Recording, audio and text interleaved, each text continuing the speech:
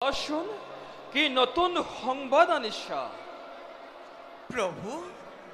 সেই কথা পিতা ব্ৰহ্মদেৱক মই জনালো আগে উপযুক্ত সমিধান বিচাৰি নেপাই আপোনাৰ মুখে পাম বুলি দৌৰি আহিছো প্ৰভু বুজিলো দেৱৰ্ষি তোমালোক দুয়ে নতুন সংভেদ বিচাৰি আহিছা আমাৰ কাষে হয় প্ৰভু হয় মহেশ্বৰী একই অংশৰ নাৰায়ণী চাৰি অংশ হৈ দেখা দিয়াৰ কাৰণ কি ৰহস্য সৃষ্টিকৰ ই অতি ৰহস্য প্ৰভু প্ৰভুৱে যি ৰূপ দেখুৱালে বৈকুণ্ঠ ভৱনে সেই ৰূপত গৈ মৰ্ত্য লোকত চাৰি অংশ হৈ লভিব জনম চাৰি অংশ হৈ হয় দেৱৰ্ষি এই জনমৰ বাবে ৬০,০০০ বছৰ বাকী আছে ৬০,০০০ বছৰ দশ মুণ্ড কৰি বাহু সমে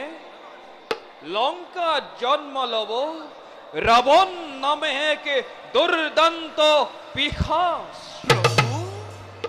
তাক বোধৰ বাবে দশৰথৰ গৃহে জন্ম লব শ্ৰীৰাম ভৰত লক্ষ্মণ শত্ৰুঘ্ন এক অংশ নাৰায়ণ চাৰি অংশ হৈ শুভ ক্ষণে লভিব জনম এই সকলোবোৰ দেখা একমাত্ৰ ভক্তজনেই হৈছে বীৰ হনুমান নাৰায়ণ নাৰায়ণ হে প্ৰভু কৰুণাময় হে প্ৰভু জনাৰ্দন তোমাৰ কি যে অপূৰ্ব লীলা কোনে পায় তোমাৰ সেই আদি অন্ত শুনা দেৱৰ্ষি প্ৰভু দেৱী লক্ষ্মী সীতা ৰূপে জন্ম গ্ৰহণ কৰিব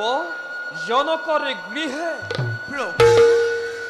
পিতৃ সত্য পালন কৰি বনবাসে যাব ৰাম সীতা লক্ষ্মণৰ সংগে নাৰায়ণ দুষ্ট ৰাৱণে হৰণ কৰিব সীতা শ্ৰী ৰামচন্দ্ৰই বধ কৰি ৰাৱণক উদ্ধাৰ কৰিব সীতা দেৱী শুনা দেৱৰ্ষি কওক প্ৰভু ব্ৰহ্ম হত্যা মহাপাপ যিজনে কৰে একবাৰ ৰাম নাম উচ্চাৰণে তাৰ সৰ্ব পাপ কৰিব হৰণ নাৰায়ণ নাৰায়ণ আৰু শুনা দেৱৰ্ষি প্ৰভু মহাপাপী হৈ যিজনে ৰাম নাম কৰিব উচ্চাৰণ জীৱিত কালত তেওঁৰ দ্বাৰা কদাপি মহাপাপ নহয় সম্ভৱ নাৰায়ণ তেনে এজন মহাপাপীৰ দ্বাৰাই ৰাম নাম বেকত কৰিব লাগিব এই সংসাৰত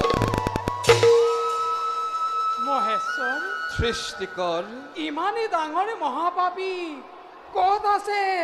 এই সংসাৰত আছে আছে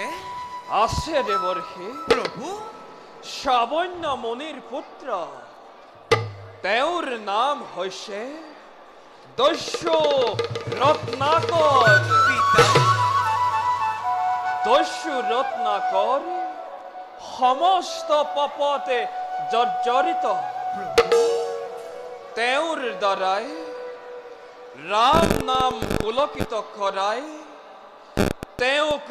সাগৰৰ পৰা উদ্ধাৰ কৰি ৰাম নাম প্ৰকাশ কৰিব লাগিব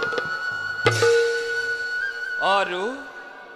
এই সকলোবোৰৰ দায়িত্ব মই তোমালোকৰ হাততে কৰিলো অৰ্পণ। নাৰায়ণ নাৰায়ণ। বুজিলো প্ৰভু, সকলো বুজিলো। নাই আৰু মনত সংশয়। প্ৰভু, পাপীৰ মুখে ৰাম নাম হব প্ৰকাশেই সংসাৰৰ মধ্যে। নিশ্চয় ব'লা বাছা, পাপীৰ মুক্তিৰ সন্ধানী কৰোগৈ ৰচনা। মহেশ্বৰ, সৃষ্টিকৰ এতিয়া আমি বিদায়হে মাগিলো।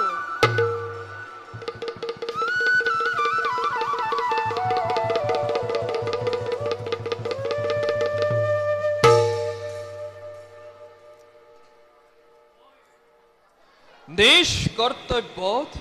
হওঁ অগ্ৰসৰে।